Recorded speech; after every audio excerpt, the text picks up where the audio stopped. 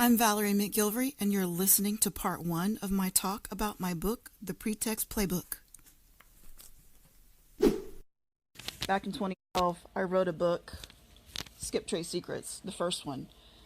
I didn't know anything about publishing or self-publishing. I tried to read as much as I could about it.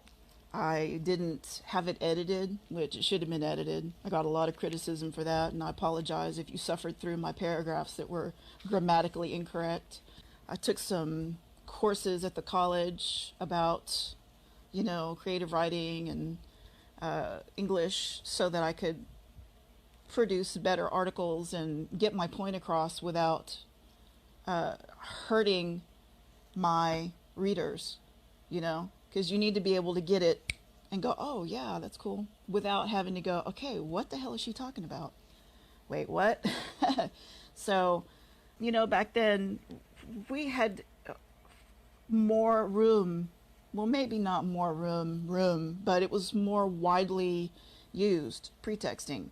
So I know that there's repossessors in this group. I've invited some repo owners and some other people who are independent recovery agents that have to do everything themselves.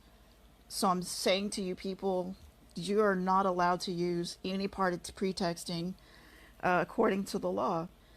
I wrote a separate book for pretexting because I didn't want to put the meat and potatoes of pretexting in the Skip Trace Secrets book. And that's why Skip Trace Secrets, dirty little tricks that skip tracers use, is only at 100 pages.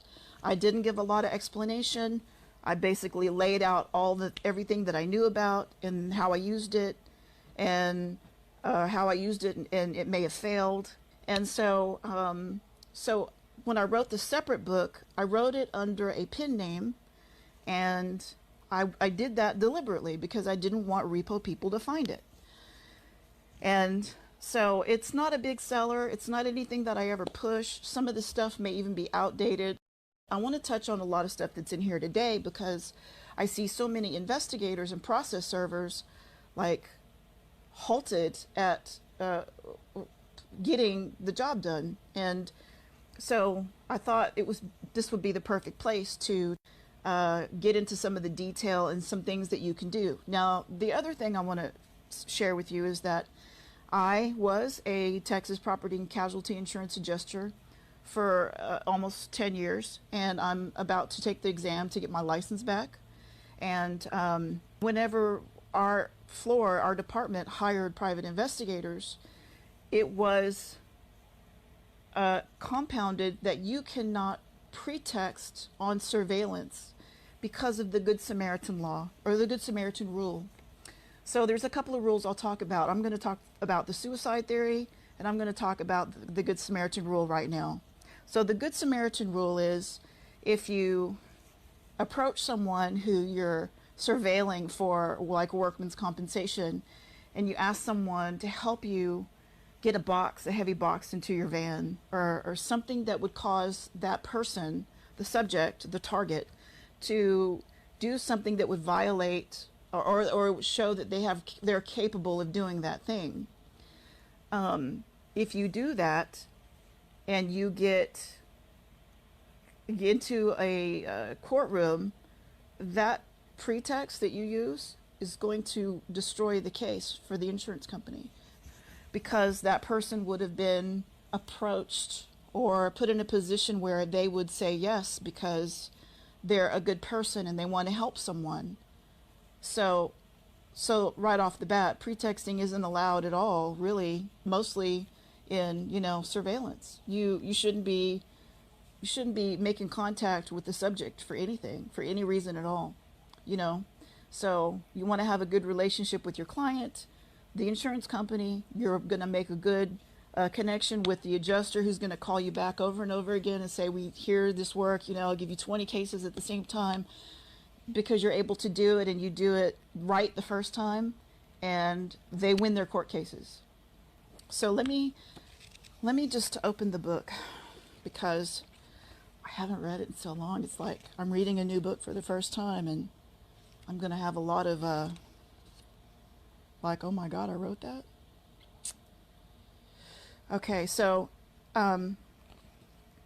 first I'm going to tell you, I use the mail a lot, and I used to use it a lot more, but I use the mail a lot, and I send out junk mail to people to figure out if the address is good or not. And I always use the ancillary service that says address service requested, and there's a list of them, and I think I have them in the book, and I can put them up on this in the comments, or put the link to the site USPS where it explains everything. But address service corrected or address service requested is the one I use, because the mail piece goes on and gets forwarded, and I get back a form that I have to pay postage on, and I don't mind, and it gives me a forwarding address. So if there's no forwarding, I get the mail back. I get the piece back returned.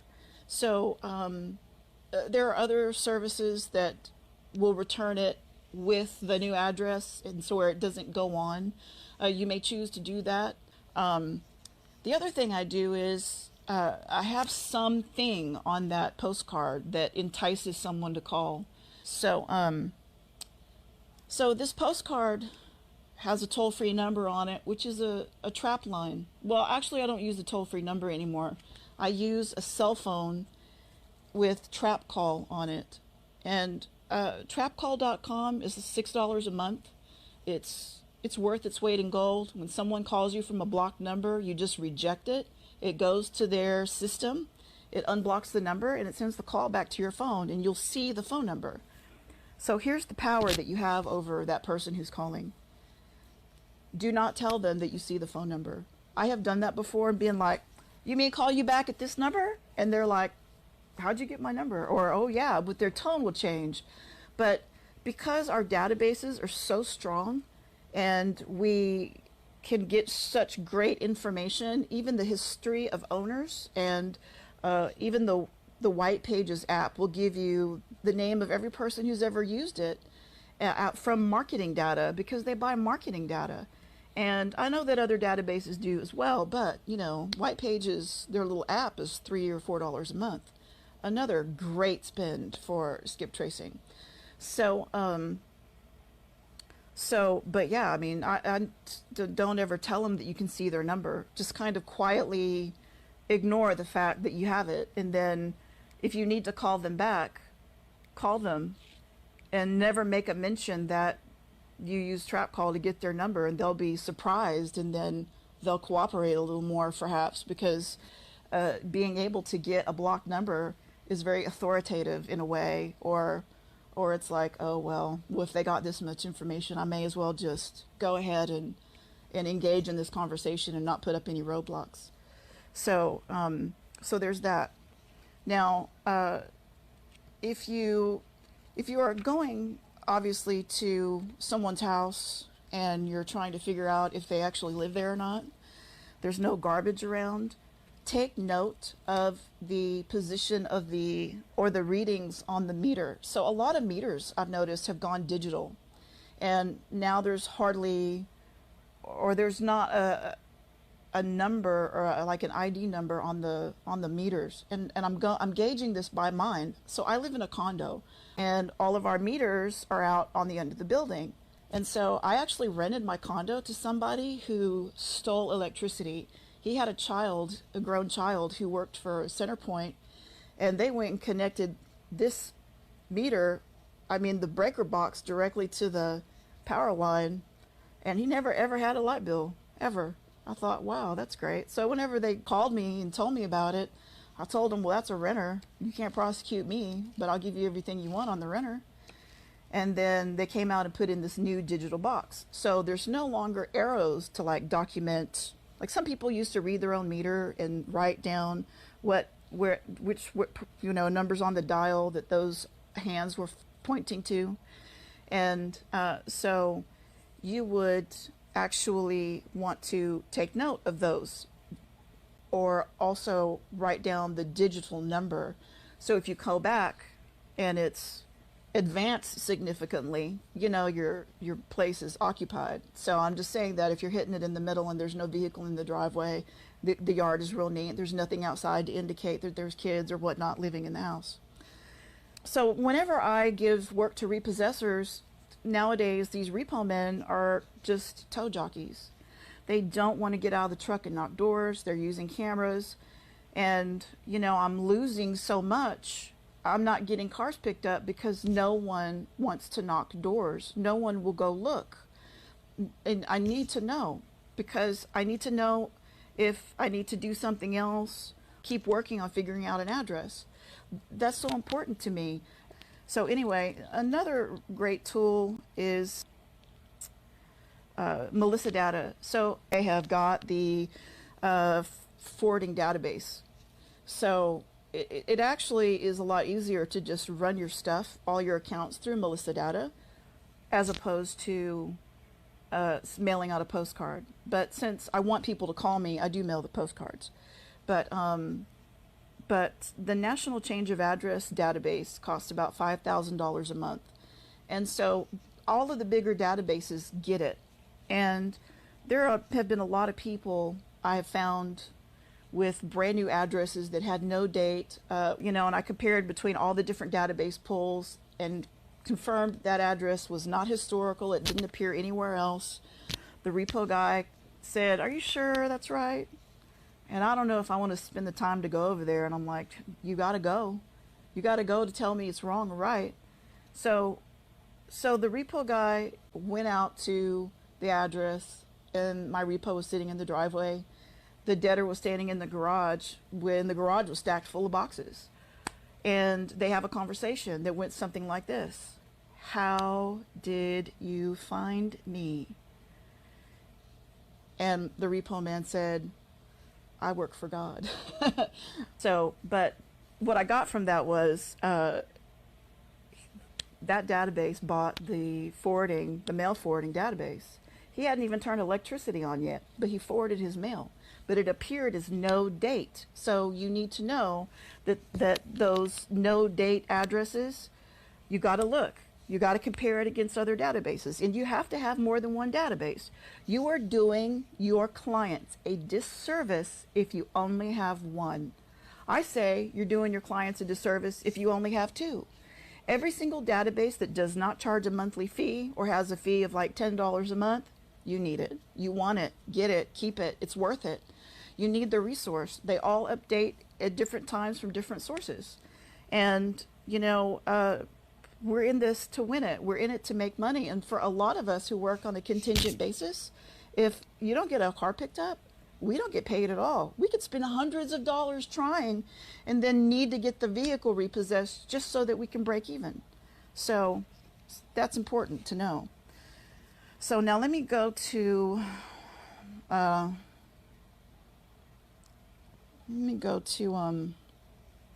let me say this about Trapline, since I mentioned trapcall.com.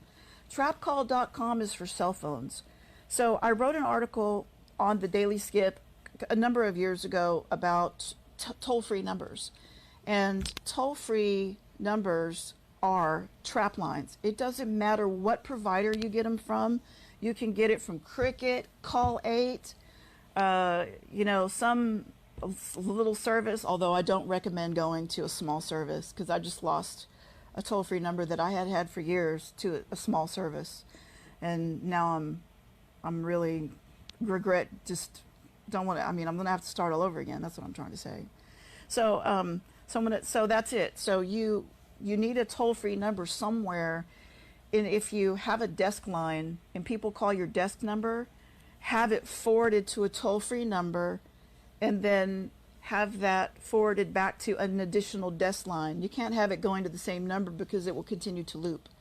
But this is what I had done for years. And even before I figured out about the toll-free number thing, I would use spoof calling to call my landline using the phone number I needed information on, so I could see what was on caller ID. And I got a lot of cars repossessed doing that. Well, now you don't have to do that.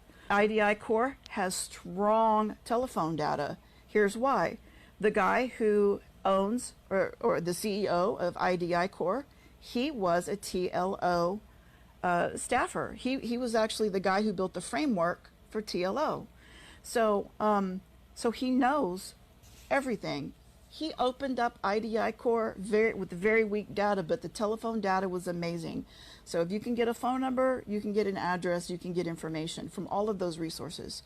I have good information with Delft Point. Delft Point is TLO and LexisNexis data combined. I've always said it, I'll say it a million times more. LexisNexis is the grandfather of data. They're the Cadillac, they're the Maserati, whatever, they're the best. They spend a lot of money on pulling data into their database so that they can give their clients results. And that's important. That makes me want to spend the money. But Accurate was the one that I used for so many years, and they're really expensive now. Let's go on here.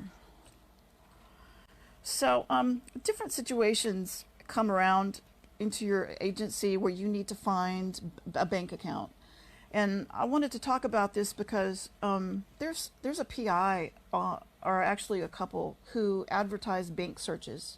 I think that having this information is going to help you. So first of all, I use a couple of different vendors to find banking information. I don't do judgment enforcement for other people. I buy judgments for myself and collect them. I buy them pennies on the dollar, and I vet them before I buy them.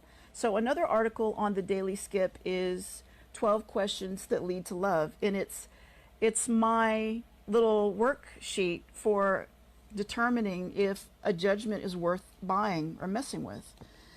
And so you can review that and print it out and use it as a guideline, and then add in factors that you think are important to you in your region. But you know, so back to banking. I see this around this guy. He says he is the only investigative agency who has a bit code with SWIFT. So SWIFT is an acronym. SWIFT stands for something, although I can't tell you what it is now. I know, but I don't remember. But in any case, it is a banking whispering system. So you can get access to it through somebody else. And so the thing is that he's advertising that he has a bit code and that he's BIC code. That is specifically and only for sending and receiving bank transfers. It's not for anything else. It doesn't prove anyone is a subscriber. And then when I was doing the research, I was talking to my vendor. I asked some questions, you know, who is able to get access, and it's anyone with a finance license or a broker's license. Brokers, like a stockbroker, and then of course banks, credit unions, and the like. Not everybody subscribes to SWIFT. The other one is eFunds, and all of us had access to eFunds until probably about 2005. They removed access to databases, professional databases. So we couldn't really get the name of a bank off of an eFunds search anyway, but I did get current address and email and phone number information, which is what I really needed. And then maybe just knowing what date they attempted to open an account. And of course, that is by no way confirmation that an account exists. So back to SWIFT. SWIFT will tell you the name of the bank, the address of the branch where the account was opened, the address of the consumer, the balance, and the date of last deposit and the amount of last deposit. So that's what I get from my vendor. That's really good information. A lot of times it's more information that I even need. And, you know, I'm just going to serve a bank, although I'd like to serve a bank account when there's money in it. So my vendor will give me balance checks, and I could all get one a week. And then between the last deposit and a balance check and knowing when the money goes in, I can hit the bank at the correct time to get as much as I can get.